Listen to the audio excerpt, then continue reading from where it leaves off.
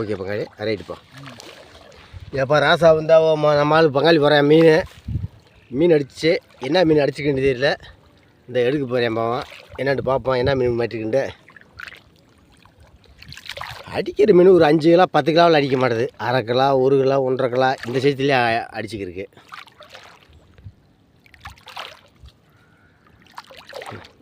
பழைய தோல் ஓட்டுக்க அப்படிதான் பிள்ளை அப்படி வா பிள்ளை. ரைட்டு அப்படியே போப்போம்.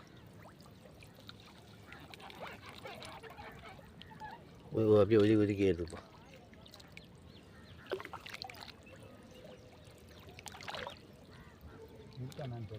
சுற்றி இருக்கு.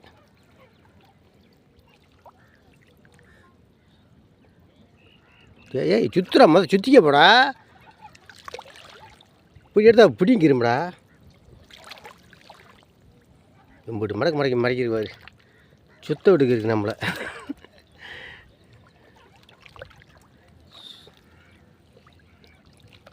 சும்மா ரசா அத்தியாவம் அடிச்ச கண்ட அப்படி இருக்காது. அந்த போயிடுறேன் மடக்கு பிடுங்க.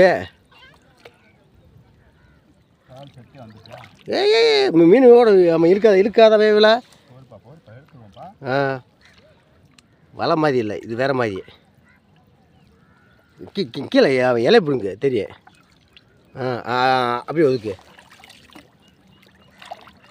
இன்றைக்கி இருக்கு மீன் இருக்குது.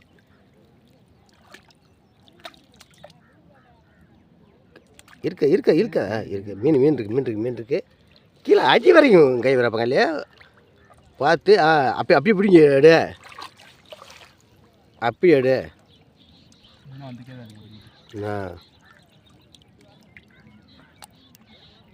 பார்த்து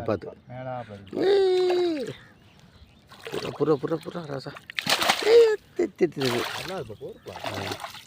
ஒரே ஒரு முள்ளிய மாட்டிருக்கு. வலைய ரெடி பண்ண என்ன வரைச்சி போகிற மீன் வச்சு பண்ணுற வயவில் நம்மளுக்கு எதில் செட்டு பிடிக்க தெரியாதுல்ல.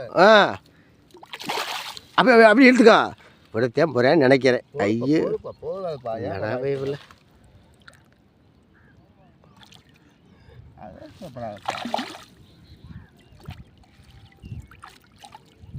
ஒத்த முள் தான் ராசா இருக்குது. அது எல்லாத்தையும் பார்த்தேன்.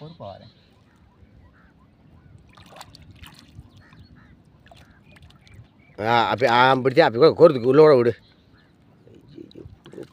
அப்பா போட்டி அம்மா காலி பெருதிக்கு விட்றா ராசா. இப்போ அவுத்துக்க. ஒன்றும் அவசரம் இல்லை, மெதுவாக விடு. ஒரு கிலோ இருக்குமா அப்பா? அப்படியா 1 கிலோ வருமா? ரைட்டு. இன்னொரு மீன் இருந்தால் குழம்பு வச்சு போடலாம். பார்ப்போம் என்னாண்டு. அடிக்க என்ன வேணி இந்த செட்டு கிடக்கல.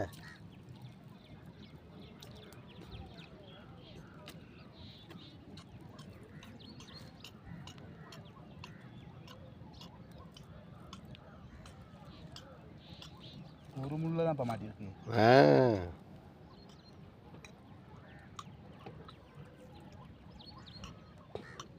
முள்ளே பயங்கரமாக தயார் பண்ணியிருக்கீங்களாப்பா. பூரா செட்டாக வர்றதாப்பா ராசா. அடித்து அப்புறம் மிஸ் ஆகாமல் இருக்கணும்ல.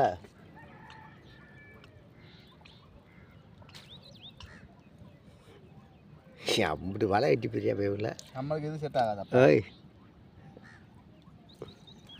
உள்ளே இறக்கி ரசம் மீனை. நீ அப்படி எடுத்துக்க. முள் இதில் மாட்டிக்கிச்சு வலையில். அதை எடுத்துக்கிடுவா. மாவு போடுவோமா? இந்த இங்கே வருவேன் மாமா நான் போட்டுக்கிறேன். இரு